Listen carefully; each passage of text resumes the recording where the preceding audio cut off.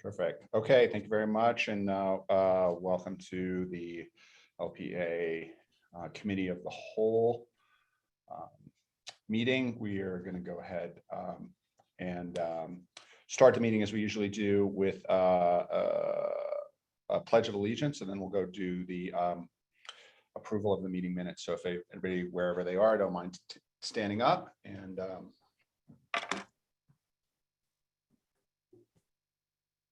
thank you. I pledge allegiance to the flag of the United States of America, and to the republic for which it stands, one nation, God, under God, indivisible, with liberty and justice for all. Thank you. So we're going to go ahead and we need a motion to approve the agenda. John. Ted. I'll second that. Great, thank you. All in favor, approve the agenda. Raise your hand and say aye. Aye. All opposed? All abstained? Okay, the agenda passes, and let's go ahead. This is going to be obviously a very, very short public session, so let's go ahead and start that.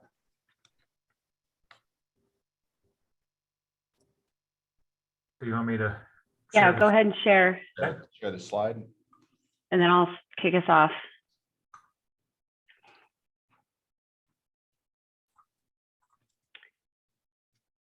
Okay, now, are you seeing the full?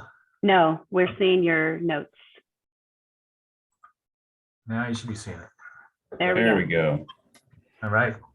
Okay, so I'm going to start us off. We have probably about 50 slides. Is that right, Dan? The executive session?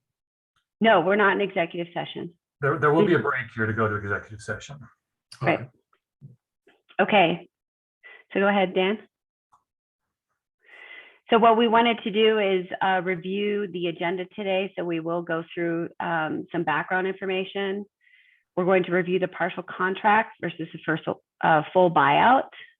We'll review the contract terms with our contract attorney. And we're going to have two sections. One section with Sarah. She will review the contract terms with crossover. And then we'll have her leave, and then Matt Larson will join us for the contract terms of Tri-State. And Jessica, if I could just clarify that so everybody's expectations. Yep. We talked with Matt and Sarah this morning. Sarah will actually stay on the entire time. It's just Matt that has the conflict, so he will be joining us later.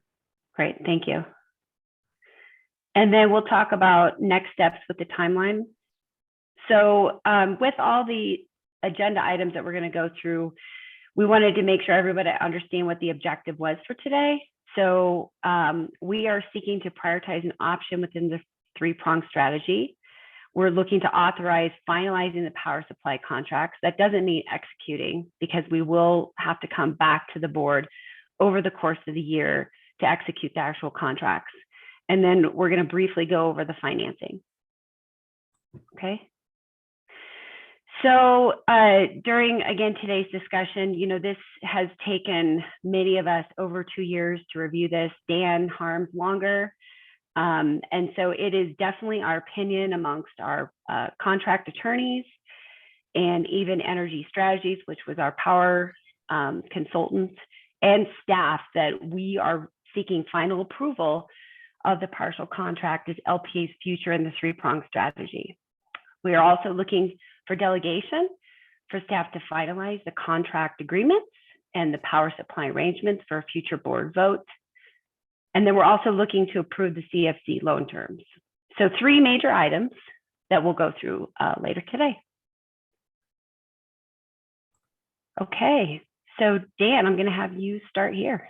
Sure. Thank you, Jessica. So as always, we got a lot of acronyms to throw at you today. Hopefully this is in your board packet. You can go back and reference these, but I'll also try to elaborate on what these acronyms are as we go through. But in case you need to come back to them, this is where this one lies.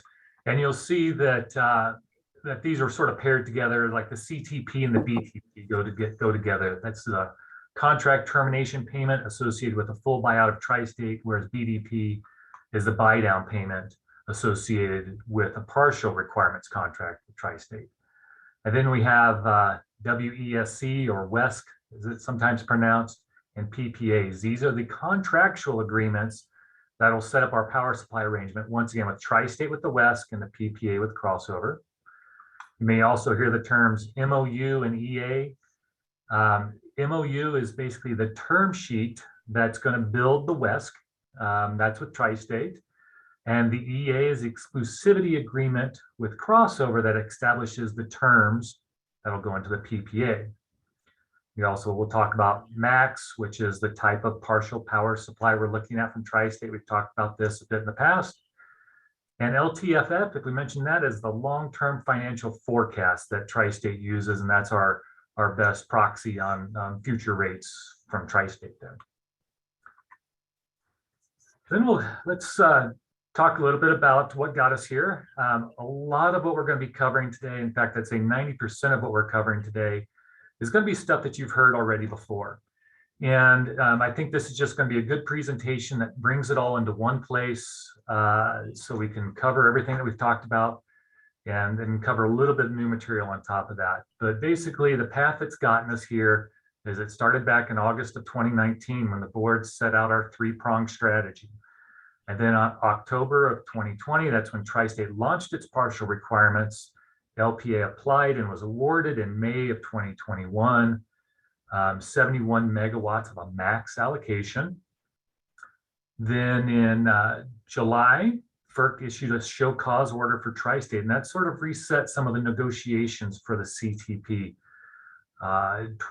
In September of 21, that's when we got together and reviewed the RFPs, selected Crossover Energy Partners as the entity to move forward with. Then October was a busy month. That's when we reviewed the MOU. The MOU was signed between LPEA and Tri-State. We held a couple of virtual town hall meetings. And then FERC established, then right after the town hall meetings, I think this is an important part, FERC established the hearing procedures for the contested CTP. As we know, both Tri-State and United have different competing methodologies, and that's where it sort of set the hearings and procedures for that. Then just recently, and this is sort of what's kicked us off and brought us to where we are today, is that Tri-State and United both submitted their competing methodologies. So we have sort of what we call bookends on where this CTP is probably going to lie. So we've got a good indication of a range of CTP to make our decisions based on today. Any questions on any of this terminology? Now, I'll be stopping periodically as we go through here, asking for questions. We'll certainly naturally stop at the end of each section, make sure we've got our questions covered here. So just to recover what MAX is, it's member auxiliary power supply. And what that means is that we're looking for, and we've got the ability to do a block of power, and that's in the blue. And this is what we're talking about the crossover piece being, is the blue piece over here. They're going to provide 71 megawatts 24/7. This snapshot is of a month of August, actually. And it shows that the blue is actually covering the majority of our load. We talked about how this partial power supply is half our load. It's half of our average load throughout the year. So some months like this, we'll be getting more because it's always going to be 71 megawatts all year round from crossover. Tri-State is what's making up the green part on top. And so some months it might be a little less, some months it might be a little more than 50% as far as a capacity aspect. But the energy aspect, this blue part, the area of it, it's always going to be more that we're getting more kilowatt hours that we're buying from crossover there. And the other thing I'll note is any movements in load, it's Tri-State's responsibility to follow the load. So if our loads decrease or increase, that's Tri-State's responsibility for following that load as we go on. And that actually is the short public session that we have today. And the reason why we can't, and Graham, feel free to add to this, but since we're still in active hearings with these negotiations, we can't divulge this stuff in the public setting yet. So that's why we'll need to ask for executive session here. Yeah, that's they're going to have a lot of FERC sensitive topics coming up. So we're obligated under FERC Rule 606 to do this in executive session and not make any of this information public. Yeah, Tim, or is this your motion? Sorry. I have a question first before we, since this is a public session. The use of the term in slide 3, approve partial contract as LPEA's future and the 3-pronged strategy. I don't know, that sounds like we're selecting one prong and staying with it. Is that correct? That's not really my understanding. So we are definitely selecting, we're asking to select the one of the prongs in the 3-prong strategy for our future. And so that would be the partial contract. However, this does not preclude us from going to the full buyout in the future if it comes out that that is a beneficial approach for us. And we will have to stay in the FERC proceedings in order to protect both of our tri-state power under the partial, but also our members to stay involved in that. Does that make sense? So it does not close the door forever to a future full buyout. Yeah, you know, I'm just going to offer my view, which is I think the 3-pronged strategy stays intact and we are pursuing one path, but it's not exclusive. It's not either or. And yeah, I mean, it's a path that we, upon this 3-pronged strategy that we have worked towards, but I just want to make sure we're not setting an expectation that this is the end of that strategy. Am I out of line? With staff, you know, from our perspective, yes, we're aligned with you. And that's because, you know, I think it's important to know that all the options are on the table. But this is our best option today that we'd like to pursue. We're not abandoning the 3-pronged strategy. We're taking at least one of them and moving, just as we did with the other one where we were able to see a rate decrease from Tri-State. And there may be other opportunities to work within that contract. That's one of the prongs. And I think we're still continuing to pursue the potential of a full exit. We don't have enough information to determine that either, right? So I just want to make sure we're not on different pages here, that we're still continuing to move on this 3-pronged strategy. Yeah, our intention and our legal advice that we've been given from Matt is that we stay involved in the full buyout discussions at FERC on the CTP. And that is our intention. Excellent. Thank you for that clarification. And if you want, I'll make a motion to go into executive session to discuss the details of the various contracts. And is that sufficient, Graham? Yes. Thank you. Second. I'll second. Terrific. Kohler is the second. All in favor, put your hand up, say aye. Aye. Opposed? Aye.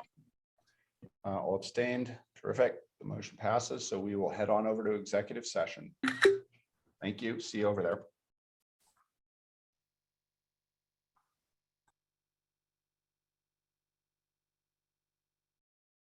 Yeah, so having ended executive session with no action items or further business coming out of executive session, I'm going to go ahead and adjourn this committee of the whole. Thanks, John. Yep, terrific. Good day. Guys.